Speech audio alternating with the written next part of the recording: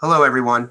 I'm Victor Calise, and I am the Commissioner of the Mayor's Office for People with Disabilities in New York City. I want to thank the New York State Independent Living Council for recognizing Edith Prentiss for the 2021 New York State Disability Rights Hall of Fame. I want to congratulate all the other inductees, Robert Gumsom, Susan Shear, Melvin Tansman, and Jim Weissman, who are all great advocates. I want to talk a little bit about Edith Prentiss. Edith Prentiss was an amazing person who unfortunately passed away this March. If we think about all the great things that were said about her through the Daily News that said Edith Prentiss was a champion and supreme person with a disability. And the New York Times, Edith Prentiss, a fierce voice for disabled New Yorkers, dies at the age of 69. New York One reported on her and talked about how great she was. Edith was involved in so many different things. She was part of the 504 Democratic Club, the New York State Independent Living Council, which is here today, Community Board 12, and really being at the root of our community and really being involved in showing that people with disabilities need to be involved at every level. Manhattan Borough President, Disability Task Force, Permanent Citizen Advisory Committee for the MTA and New York City Transit Riders Council, the MTA New York City Transit Advisory Committee for Transit Accessibility, the Long Island Railroad ADA Task Force, New York City Office of Emergency Management Special Needs Task Force, and Washington Heights Inwood Council for the Aging. There wasn't an issue that Edith didn't know about. She was well-versed in everything, and so many times the smartest person in the room. There are so many things that come to mind, but she was an advocate that was gruff, straightforward, knowledgeable, unapologetic, and in your face constantly.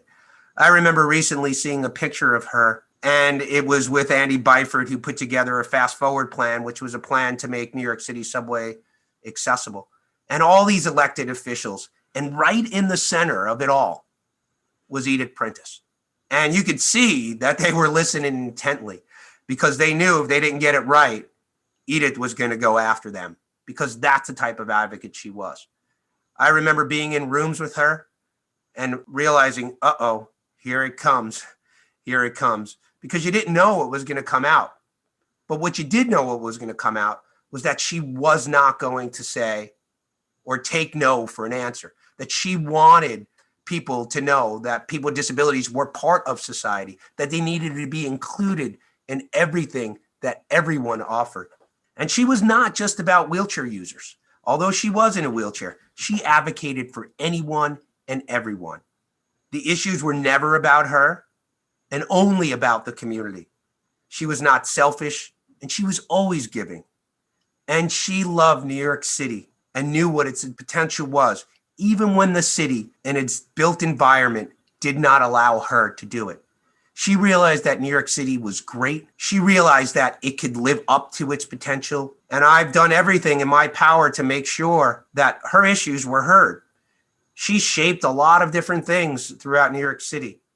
She shaped accessible parks and programs, communities and community board engagement, accessible taxis, for-hire vehicles, get out the disability vote, Local Law 28, Local Law 27, Local Law 47. She helped me put together a snow summit, the ADA 25, and our celebration that we did big. The Disability Pride Parade, I remember talking to her about this, and she really was the one that pushed for this and told me there were other organizations out there and that we needed to put this together. She knew MTA matters up and down, and in times of support, I called Edith Prentiss. And Edith Prentiss wrote one of her last pieces of advocacy with us was to elevate transit accessibility that would allow the city and the state to incentivize developers to install easements into elevators, and how fitting it was for that to be her last advocacy issue because she cared about transit so much. And I'm going to leave you with the story of Edith, and it has to do with transit. It was a memorable time for me, and I just started to ride the subway stations. And I thought I was so cool transferring from one station to another at 42nd Street. And I was on the 4-5.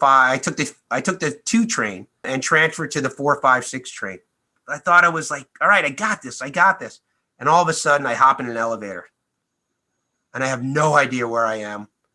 I start getting really anxious and I get off at one floor and I realize this isn't where I'm supposed to be. I turn around, I get back into the elevator and I get out. And at this point, I am absolutely afraid and not sure what to do. And who do I see? This woman in a power wheelchair, basically with a halo on, and it's glowing. And it was Edith Prentiss. And I say, Edith, help me. I'm lost.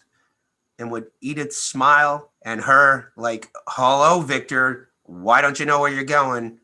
And points me in the right direction is what I'll always remember about Edith. I got to the spot where I needed to be, and it was because of Edith. Her advocacy will live on.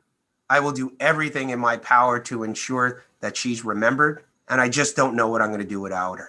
So thank you, New York State Independent Living Council, for empowering New Yorkers to live a meaningful life and realize that disability is what it's all about. And I gladly accept this Disability Rights Hall of Fame Award on behalf of Edith Prentiss.